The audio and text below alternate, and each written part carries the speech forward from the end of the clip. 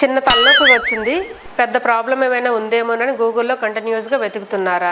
మళ్ళీ స్కాన్లు చేయించుకోవటం, చెకప్లకి వెళ్ళటం, డాక్టర్ల చుట్టూ తిరగటం, ఇలా ఏమైనా జరుగుతుందా? మరి ఇదేంటో తెలుసుకుందాం. Hi, this is doctor Sushmita Gajula, psychiatrist. ఆరోగ్యం గురించి ఇన్ఫర్మేషన్ తెలుసుకుని జాగ్రత్త పడటం చాలా అవసరం. కానీ కొంతమందికి మాత్రం ఆలోచన అనేది చాలా తీవ్రంగా మారే అవకాశాలు ఉంటాయి.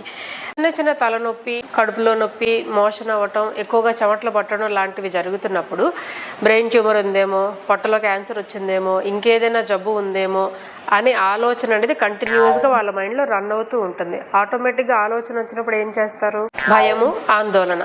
ఈ ఆందోళన తగ్గించుకోవటానికి రిపీటెడ్గా బ్లడ్ టెస్టులు చేయించుకోవటం, బ్రెయిన్ స్కాన్ చేయించుకోవటం, డాక్టర్స్ చుట్టూ తిరగటం. డాక్టర్స్ ఎంత రీఅష్యూర్ చేసినా, టెస్టులన్నీ నార్మల్గా వచ్చాయని చెప్పినా సరే ఆ టైంకి ఏదో కుదురుపడినట్టుగా ఉంటుంది. కానీ మళ్ళీ ఆలోచన అనేది స్టార్ట్ అవుతుంది.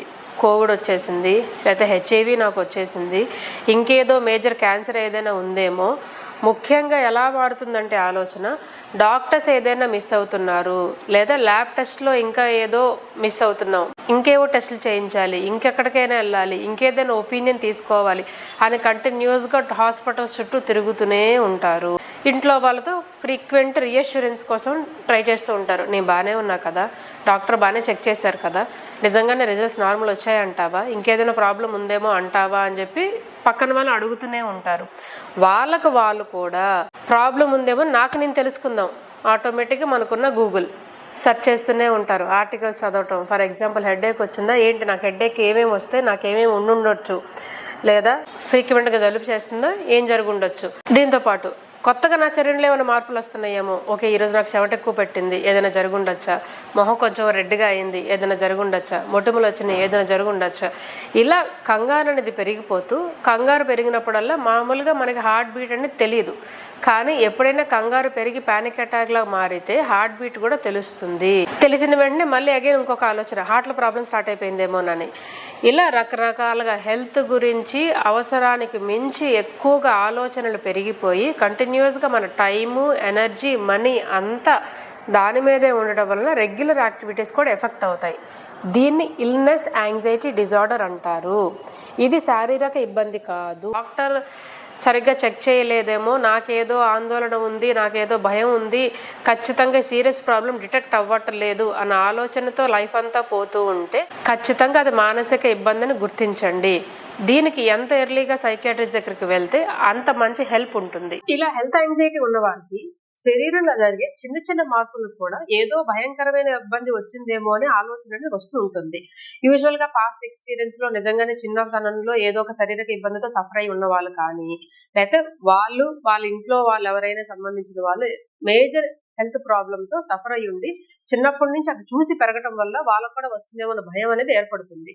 ఏ ఫ్యామిలీ అయితే ఎక్కువగా హెల్త్ కి ఇంపార్టెన్స్ ఇచ్చి చిన్న ఇబ్బందులు కూడా టూ మచ్ యాంగ్జైటీగా ఫీల్ అయ్యి ఓవర్వెల్మింగ్ గా ఉంటారు, వాళ్ళకి ఎదిగేటప్పటికి పిల్లలకి ఓహో దీనికి మనం ఇంత భయపడాలి, ఇలా కంగారు పడాలి అనేది ఆలోచన అనేది పెరిగి పెద్ద అయ్యేసరికి అది హెల్త్ యాంగ్జైటీగా మారే అవకాశాలు ఉంటాయి. వారసత్వంగా ఎవరికైనా హెల్త్ ప్రాబ్లమ్స్, ముఖ్యంగా మానసిక ఇబ్బందులు, యాంగ్జైటీ ఇష్యూస్ లాంటివి ఉంటే అటువంటి ఫ్యామిలీస్ లో ఉన్న వారికి హెల్త్ యాంగ్జైటీ అనేది వచ్చే అవకాశాలు ఉంటుంది.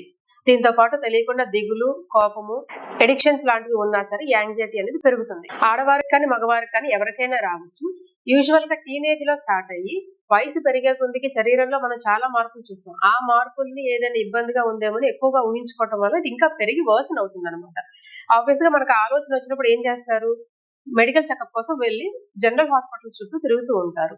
నార్మల్ అని చెప్పినా సరే నమ్మకం కుదరక ఇంకా తిరగడం వల్ల ఎక్కువ మనీ దాని మీద స్పెండ్ చేస్తూ ఉంటారు. ఇలా హెల్త్ యాంగ్జైటీ ఉన్నవారు రెండు రకాలుగా ప్రవర్తన ఉంటుంది. ఏంటి అంటే, ఒకటి కేర్ సీకింగ్, అంటే ఆలోచన వచ్చినప్పుడు ఆందోళన పెరిగి నాకు ఏదైనా హెల్త్ ప్రాబ్లం ఉంది, మిస్ అవుతామన్న భయంతో ఫ్రీక్వెంట్ గా హెల్త్ చెకప్స్ కి వెళ్ళటం, కంటిన్యూస్ గా డాక్టర్స్ చుట్టూ తిరగటం, రియాషన్స్ కోసం ట్రై చేయటం. ఇంకొకరు అమ్మో నేను ఆ హెల్త్ చెకప్ కోసం వెళ్తే ఏదైనా సీరియస్ హెల్త్ ప్రాబ్లం ఉంది అని బయటపడుతుందేమో అన్న భయంతో వెళ్ళటం మానేస్తారు. కేర్ అవాయిడెంట్ టైప్ అంటాం. రెండు ఇబ్బంది.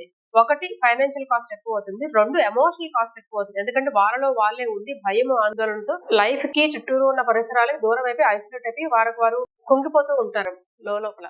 ఇలా కేవలం శరీరం బాగున్నా సరే మానసికంగా ఆందోళన రావటం వల్ల వచ్చే ఇబ్బంది. అందుకని దీన్ని సైకాట్రిక్ ప్రాబ్లం కింద కన్సిడర్ చేసి 2013లో DSM-5 అనే బుక్ లో ఇల్నెస్ యాంగ్జైటీ డిజార్డర్ గా దీన్ని పరిగణించి యాడ్ చేశారు. ఇది ఒక మానసిక ఇబ్బంది. ఇలా ఎవరైనా ఆందోళన చెందుతుంటే అన్ని టెస్ట్ నార్మల్ గా ఉన్నా సరే, డాక్టర్స్ చెప్పినా సరే, గూగుల్ సెర్చ్ చేసుకుంటూ లైఫ్ ఎఫెక్ట్ అవుతూ ఉంటే ఖచ్చితంగా దగ్గరలో ఉన్న సైకాట్రిక్ హెల్ప్ తీసుకోవాలి.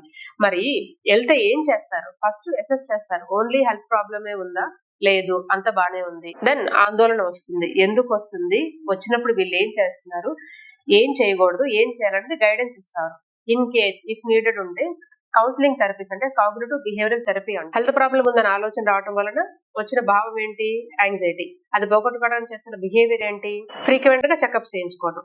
మళ్ళీ చెకప్ చేయించుకున్న తర్వాత అగైన్ మళ్ళీ హెల్త్ ప్రాబ్లం ఉందేమో అని ఆలోచన వస్తుంది. ఈ సైకిల్ ని బ్రేక్ చేయడానికి ఈ థెరపీ చాలా యూజ్ అవుతుంది. ఇఫ్ నీడెడ్ ఎక్కువగా యాంగ్జైటీ ఉండి ఏ పని చేసుకోలేకపోతున్నాము, లైఫ్ ఎఫెక్ట్ అవుతుంది అంటే కనుక కొన్ని యాంగ్జైటీ తగ్గించడానికి మెడిసిన్స్ ఉంటాయి, అవి ప్రిస్క్రైబ్ చేస్తారు. ఎంత ఎర్లీగా మనం ట్రీట్మెంట్ కి వెళ్తే అంత మంచి రెస్పాన్స్ అనేది ఉంటుంది. దీంతో పాటు ఫ్యామిలీ సపోర్ట్ అనేది చాలా అవసరం. ఎలా సపోర్ట్ చేయాలి? ఎవరైనా హెల్త్ బాగాలేదు, టెస్ట్లన్నీ చేయించుకున్నాము, బాగానే ఉన్నాయి అంటే మనం రీఅష్యూర్ చేస్తాం, ఇది సహజం. కానీ ఎంతవరకు కంటిన్యూస్ గా అదే పనిలో ఉంటున్నారు, అడుగుతూనే ఉంటున్నారు, ఎంత చెప్పినా సరే వీళ్ళకి మనసు కుదురు పడట్లేదు అన్నప్పుడు మనం దాన్ని బ్రేక్ చేయాలి అక్కడ.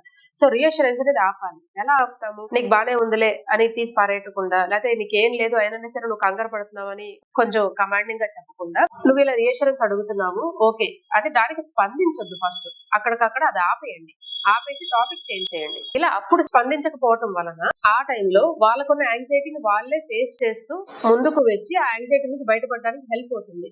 అంతే తప్ప రిపీటెడ్ గా మనం కూడా రీఅష్యూరెన్స్ చేస్తే అది సైకిల్ లాగా మారి మనకి బర్డెన్, పేషెంట్ కి కూడా ఇంకొక సైకిల్ లా మారి నెక్స్ట్ టైం మళ్ళీ ఆ ఆలోచన రావడానికి పెంచే అవకాశాలు ఉంటాయి. అలా కాకుండా బ్రేక్ చేయడానికి ట్రై చేయండి. దీంతో పాటు సైకాట్రిక్ హెల్ప్ అవసరం అని చెప్పి ట్రీట్మెంట్ తీసుకోవడానికి సపోర్ట్ ఇవ్వండి.